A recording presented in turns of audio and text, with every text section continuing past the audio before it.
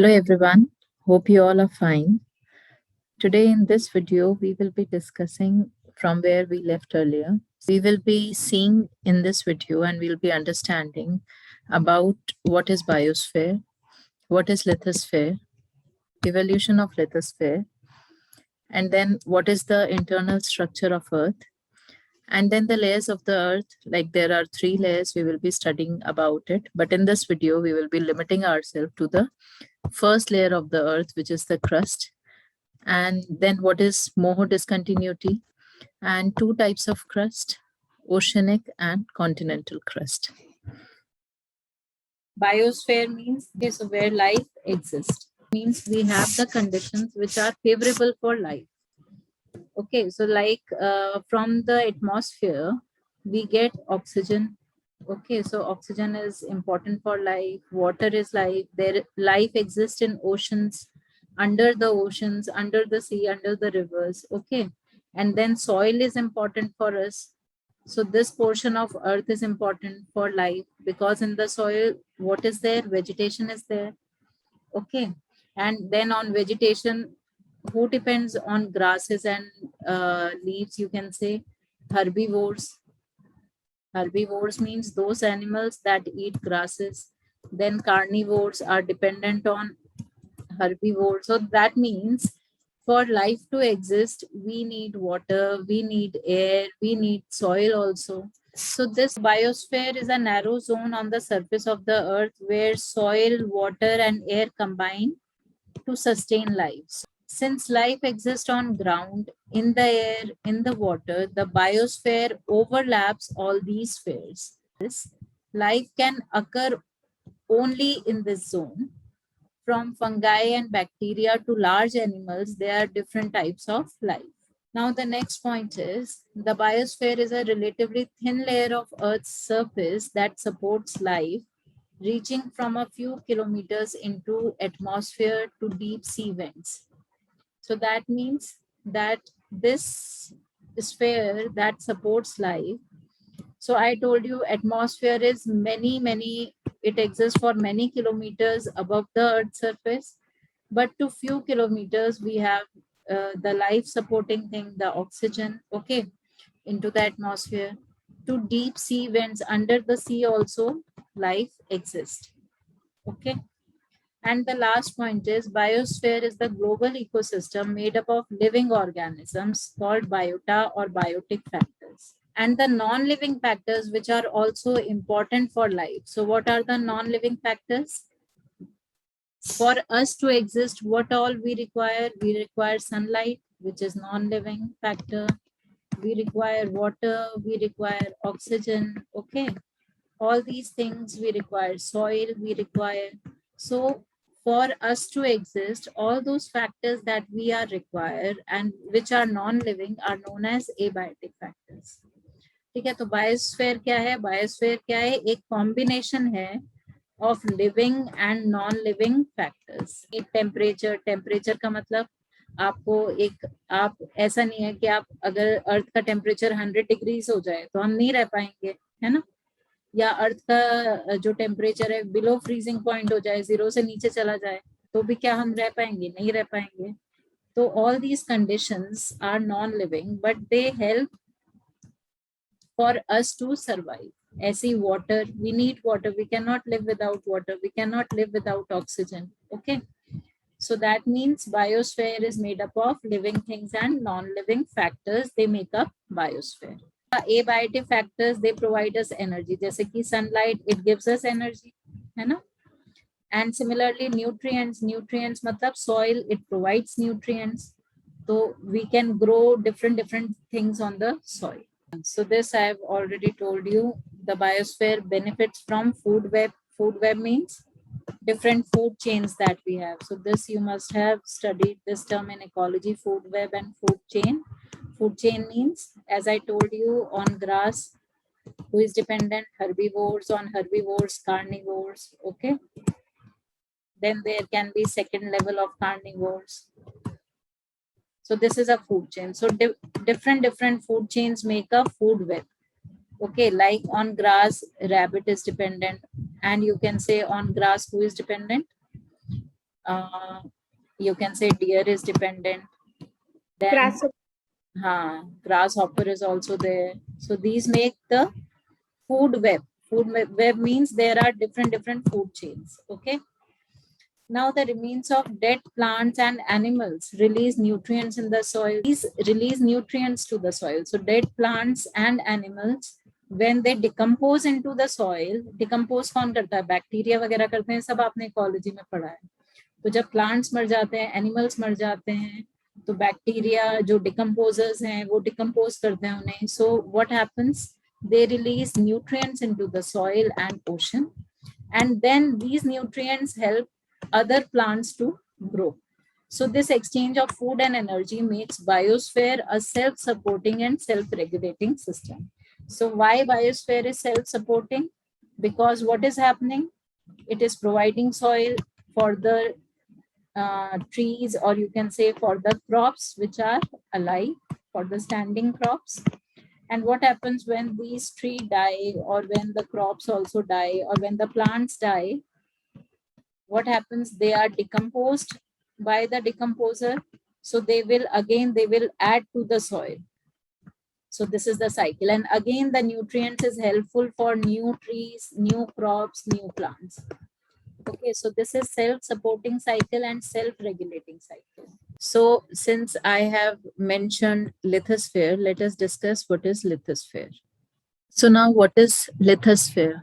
Lithosphere is basically the solid outer portion of the earth. It is called the lithosphere. So this portion of the earth is lithosphere, the outer portion of the earth, which is solid. And it comprises the rocks of earth's crust and thin layers of soil that contain nutrient elements to sustain organisms. Okay, so this layer, the lithosphere, has the rocks and the soil that is needed for the sustenance of life on Earth. The lithosphere, it includes the crust and upper portion of the mantle. So crust and mantle both are the layers of the Earth. So crust is the outermost layer, and mantle is the second layer. Okay, so the entire crust and some portion of the mantle, the top portion of the mantle, makes up the lithosphere. Okay, you can see in this diagram also, lithosphere, it comprises of entire crust and the upper portion of the mantle. Okay, so crust and upper portion of mantle makes up the lithosphere. Further, it is bounded by atmosphere above and asthenosphere below. So below the lithosphere, the other layer of the mantle is known as asthenosphere, and we will be studying it in detail. And above the crust, you can see what exists: atmosphere. Okay. Now, evolution of lithosphere. So how lithosphere evolved? So what happened since the beginning? Earth was mostly in the volatile stage. Volatile, that means it was changing. Okay. It was not static. Things were changing on Earth. Later, what happened based on the densities of material, the different densities of material, based on these densities, the material inside the earth started getting separated. So that means the material which was heavy and which was dense, it started sinking to the center of the earth, and material which was less dense, it started accumulating at the top. This led to separation of material inside the earth based on densities. Therefore, heavier materials, so the materials which were heavy, they sinked down towards the center, and the lighter materials moved towards the surface. So this process is known as planetary differentiation. So therefore, from the crust to the core, so there are three layers: crust, mantle, and the innermost layer of the earth is core. So if you see from the outermost to the innermost layer, the density of material increases. So as we go down from crust to core, the density of material inside of the earth increases. Okay.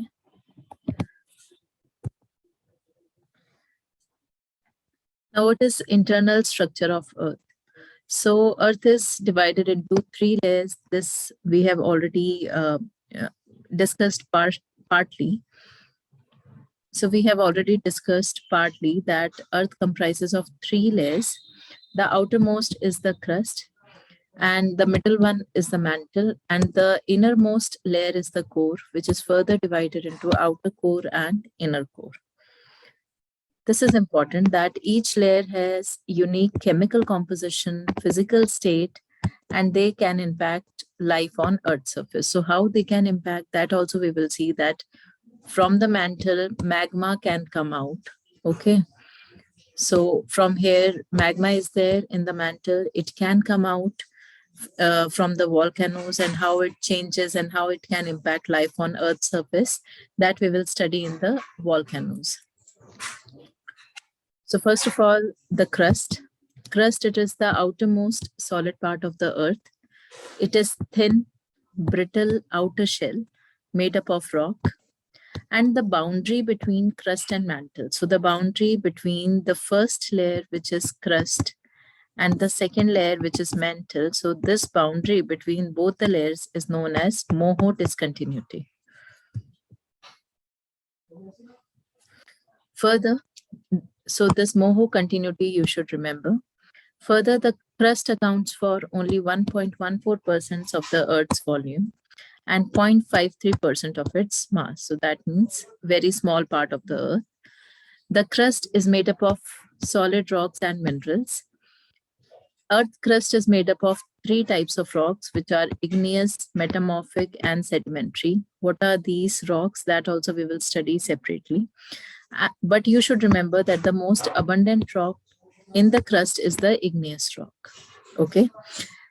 And then there are two types of crust. Crust also are two types, continental crust and oceanic crust. So we will see what these are.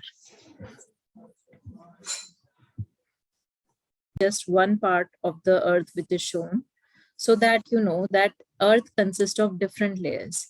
So you can see the layers, the outermost layer, this one is called crust. Okay, so crust means crust contains, you can see, as you can see, it contains the mountains, it contains the plains where we live, it contains ocean. So basically crust is of two types, continental crust and oceanic crust, that we will see. So oceanic crust basically means the ocean, and continental crust is basically the land portion. Okay. So I told you that Earth is divided into three layers, which is crust. Then the second layer is mantle. And the third layer is core. So you can see this layer. Second layer is mantle. And third layer is core. And then we will study that core is further divided into outer core and inner core. Okay. So why is there is variation in color? Variation in color in all the layers is to show that all the layers are, different. Their chemical properties is different. The rocks, or you can say the elements they are made up of, is different. Okay. So there is difference, like the density of material here at the mantle and the density here is different. The density here is different. Then you must have studied that pressure and temperature as you go down the earth, okay, to greater depth, pressure and temperature also increases. What I was saying is that crust is of two types, okay, continental crust and oceanic crust, and both are made up of, the continental crust and the oceanic crust both are made up of different material. Okay, so they have their different physical and different chemical properties. What is the difference between the oceanic crust and continental crust? I have already told you that continental crust is thicker. Thicker means you can see this is, the thickness is larger as compared, and the oceanic crust is thinner. As you can see, this is the oceanic crust, it is thinner. Now, second thing is the thickness of oceanic crust is just 5 kilometers and the thickness of continental crust is around 30 kilometers. That's why we are saying that continental crust is thicker. Okay. Then you should remember the rock, the third difference. The type of rock found in oceanic crust is basaltic. Okay. It is high in silica and magnesium. So since it is high in silica and magnesium, it is known as SEMA. So SEMA is basically first two letters of silica and first two letters of magnesium.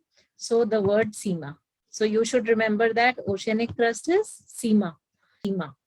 Continental crust है, ये क्या है? Granitic in composition, and these rocks are high in silica and aluminium.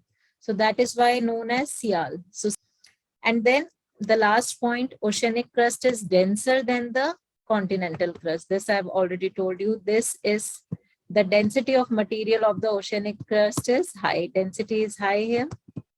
Okay. It grows to lesser height. So height of the oceanic crust is less. Continental crust is low. The density is low. And the height is, therefore, it is large. So these are the differences between oceanic crust and continental crust that you should remember.